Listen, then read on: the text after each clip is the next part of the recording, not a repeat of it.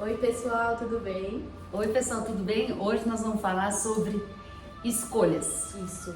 E a gente começa, em vez de com uma pergunta, a gente começa com uma afirmação, né? A escolha é sua. Então, a partir do momento que nós colocamos a escolha como nossa, a gente entra em um papel ativo em nossas vidas, né? Porque talvez durante 90% da nossa vida as escolhas não foram ativas. A gente pode pensar até, não, claro que foram ativas. Eu que escolhi o meu relacionamento, eu que escolhi o meu trabalho, eu que escolhi a casa, eu que escolhi o carro, tudo isso. Então, sim, fui eu que escolhi.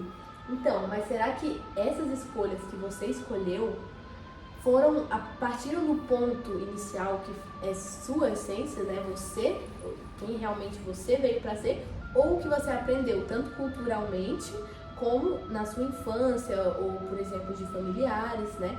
Então a gente não está colocando como uma crítica, né? E sim como um questionamento, tipo, será que eu escolho mesmo a partir de qual ponto, né?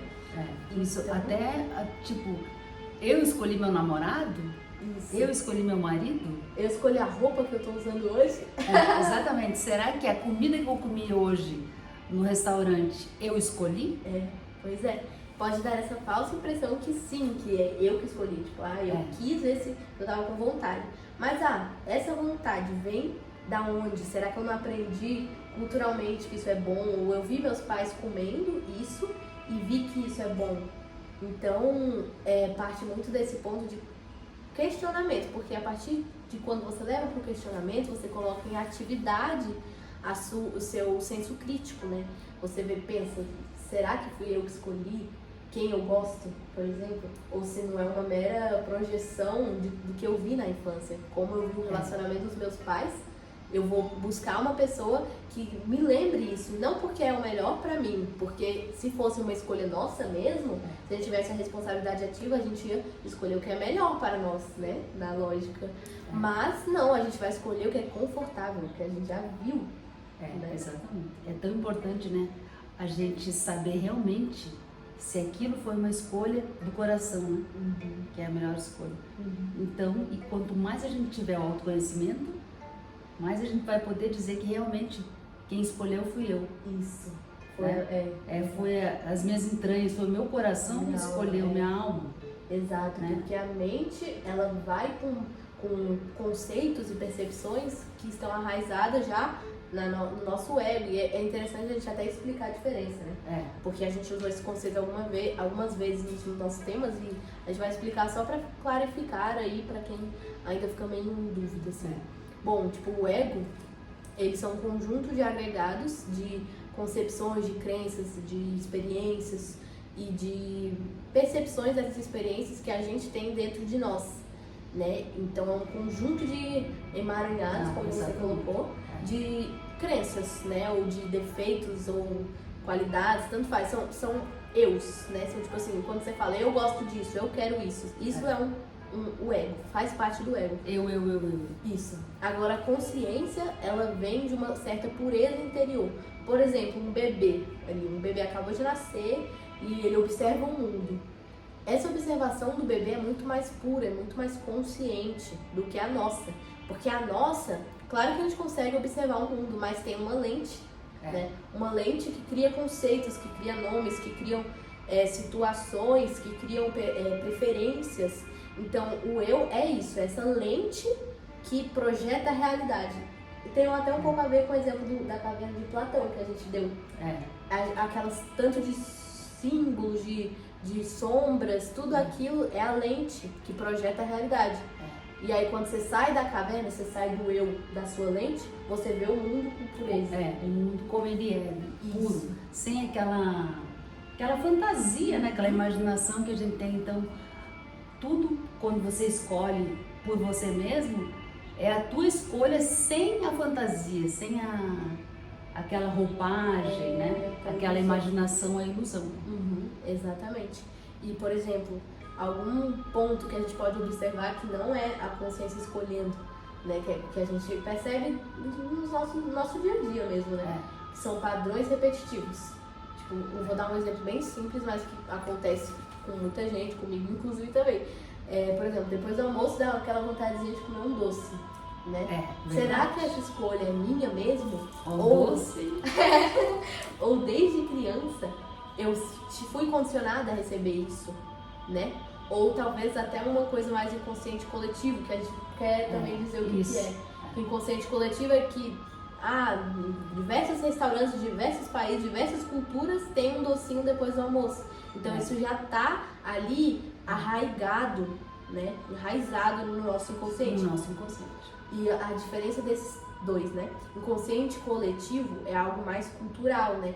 Então é algo que já está estruturado como se fosse uma grande mente universal que influencia. É um grande histórico, né? Que já vem de muito tempo e que está ali, que todo mundo acessa a todo momento, achando muitas vezes que faz parte do eu, né? Que é o eu, se ligando. Mas não é, né? Faz parte de um todo, da cultura, da história que você viu, que você estudou no colégio, que você absorveu. É o conceito da dualidade também de certo e errado, isso tudo está no conceito coletivo, né? Então, vou dar um exemplo. Esse símbolo aqui, ó. Pessoas de diversas culturas vão entender o que é isso, mesmo não falando a minha linguagem, né? Então, que é o coração. Então, isso vem do inconsciente coletivo, é uma coisa que já está acumulada já em diversas experiências, vivências que ficam lá no inconsciente coletivo e que influenciam a gente a todo tempo, né? Porque às vezes, por exemplo, no trânsito, a pessoa nem te fez mal, mas se ela fizer um gesto para você, já vai se ligar a algo. Então, isso pode ter influência do inconsciente coletivo como do inconsciente individual, que é o que a gente aprende na infância e vai botando lá dentro, reprimindo, né? Tem coisas que a gente nem lembra, mas que nos influencia até hoje. Exatamente. Então, por exemplo, a gente quando nasce, quando é um bebê, é como se a gente fosse uma folha em branco, né? Sim. E aí, o inconsciente coletivo e a vida que a gente vai levando vai colocando algumas coisas, né? Vai projetando alguma coisa nessa folha em branco, né? Aqui, que vai limitando, né? Sim. Só que a vida, ela é todas as possibilidades, né? No momento que você tem, né, um símbolo aqui, né? Deu pra ver. Ó, o coração. Aqui existe um limite, né? Isso, e uma lente, né? Que tampa a folha em branco, porque a folha em branco ela pode ser literalmente tudo. Tudo, você pode tudo, você tem o poder de tudo. Isso, não tem limite. A consciência, né? Aí quando a gente vai aprendendo as coisas, né? Colocando crenças, isso é bom, isso é ruim, eu gosto disso, eu não gosto disso, a gente vai limitando a folha. Então o papel em branco vai se tornando ilimitado. Por mais que ele ainda esteja ali, ele está limitado, né? Porque, por lentes, né? Por vendas. Então, eu vou até mostrar esse desenho aqui, ó, pra vocês, que dá pra ver exatamente aqui, ó. Essa bolinha representa o consciente, que é o que a gente escolhe conscientemente, né? Quando a gente vive aqui o agora e se questiona, a gente está escolhendo conscientemente. A gente pensa assim, será que isso vai me agregar, vai fazer bem pro meu propósito de vida, né? Então, isso a gente está escolhendo conscientemente, quando a gente questiona. Agora, quando a gente só segue aquele impulso, ou que a gente viu que é certo, errado, que aprendeu, aí esse é o inconsciente pessoal aqui, né? O pessoal já é maiorzinho, porque é como se fosse aquela parte do iceberg lá embaixo, que a gente não tem acesso, que a gente só reproduz, né? Sem visualizar. E o último é o grandão, né? Que é o inconsciente coletivo, que influencia todos nós a todo tempo. E ele se apresenta por meio de símbolos, sonhos, arquétipos, diversas coisas. Exatamente. E pra gente realmente ser a gente mesmo, indivíduo, né? Eu sou o que eu sou. O que eu vim fazer aqui, eu só vou conseguir fazer quando eu for eu mesma, né? Porque aquele dom foi me dado individual. Deus nos deu um dom para cada um. Então, o que eu vim fazer aqui e entregar para o mundo, eu vou encontrar naquele eu verdadeiro, né? Puro. Então, quando esse enorme inconsciente coletivo ainda me afetar e eu não conseguir me ver ali como um ser individual, eu não vou conseguir entregar o que eu vim fazer aqui. Mas eu ainda vou estar com aquela roupagem do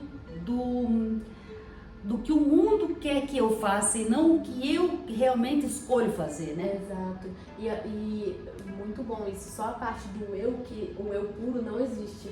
Porque a partir do momento que a gente fala eu, a gente já tá limitando. Exatamente, tá certo. Então é tipo um ser puro, que é o ser, ele não se percebe ser. separado, né? Vem ao bem coletivo, né?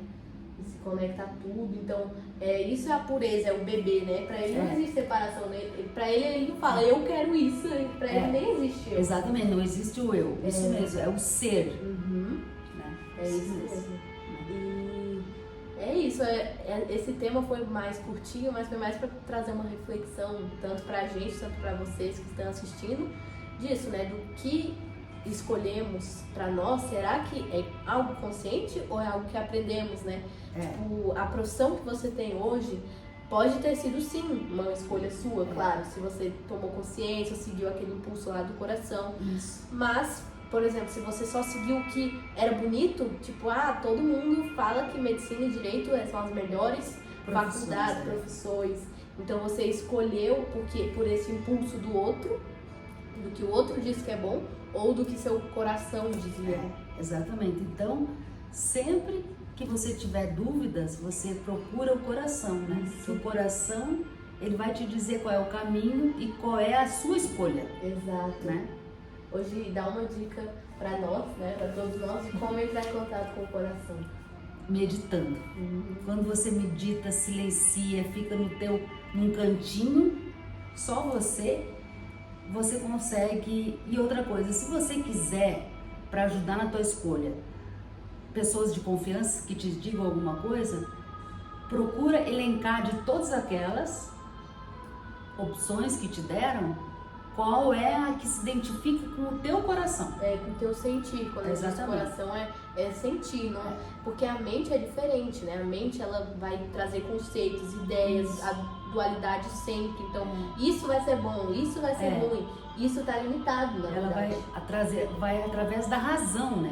Isso. E claro que a gente tem que usar a razão para tomar decisões, mas tem que passar pelo sentir também. Porque se for só na razão, a gente tem que pensar o que tá influenciando essa razão também, né? Porque tem outros aspectos que influenciam, tanto o inconsciente coletivo, o inconsciente pessoal. Então, trazer pro consciente é trazer pro sentir, pro coração. Então, tanto por meio da arte também dá para encontrar isso, né? Aquelas pessoas que se tornam grandes escultores ou grandes músicos, assim, da humanidade, é porque eles entraram em contato com o sentir, não foi racional, não foi, eu vou pintar isso assim, ou eu vou tocar essa música assim, não, foi baseado no sentir da pessoa. Exatamente, até a escrita, né? Você escrever. Escrita é muito bom para organizar os pensamentos, né? Para trazer insights sobre algo. Aí sim você vai estar escolhendo por você. Exato. Então essas são só algumas dicas pra gente refletir se realmente a gente é protagonista da nossa vida ou o outro está escrevendo a minha história. Exatamente. E fica essa reflexão aí.